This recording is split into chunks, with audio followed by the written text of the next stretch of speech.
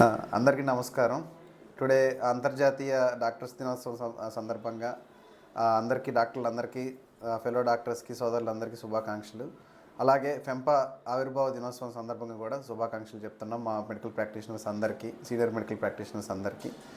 పోతే ఈ వర్షాకాలం స్టార్ట్ అవబోతుంది కాబట్టి ఈ కాలంలో జనరల్గా మనం అందరం చూసేది సీజనల్ వ్యాధులు, వైరల్ జ్వరాలు, విష జ్వరాలు వీటి గురించి వింటూ ఉంటాము. జనరల్గా మనం జ్వరాల గురించి కన్ఫ్యూజన్ ఏంటంటే ఇంటి దగ్గరే చాలామంది లేట్ చేస్తూ ఉంటాము. జ్వరమే కదా, చిన్న ట్యాబ్లెట్ వేసుకుంటే తగ్గిపోతుంది కదా, డోలో వేసుకుంటే తగ్గిపోతుంది కదా అని ఆలోచిస్తూ అశ్రద్ధ చేస్తూ ఉంటాము.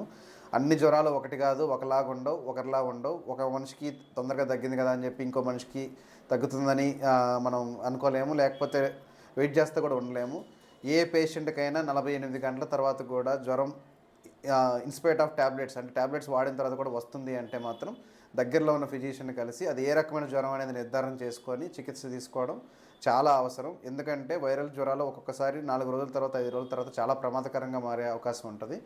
ఆ ప్రమాదకరంగా మానకుండా ఉండడానికి ముందు జాగ్రత్తలు తీసుకొని డాక్టర్ని కనుక సంప్రదిస్తే సరైన టైంలో కనుక వైద్యం అందితే కనుక ఆ ప్రభావం నుంచి బయటపడవచ్చు, చాలా ఈజీగా రికవర్ అవ్వచ్చు.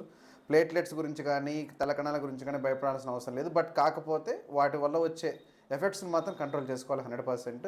అది చెప్తున్నాం కదా, 48 గంటల తర్వాత జ్వరం వస్తుందంటే మాత్రం డెఫినెట్లీ రక్త పరీక్ష చేయించుకొని దగ్గరలో ఉన్న డాక్టర్ని కలిసి సంప్రదించడం మాత్రం తప్పనిసరి.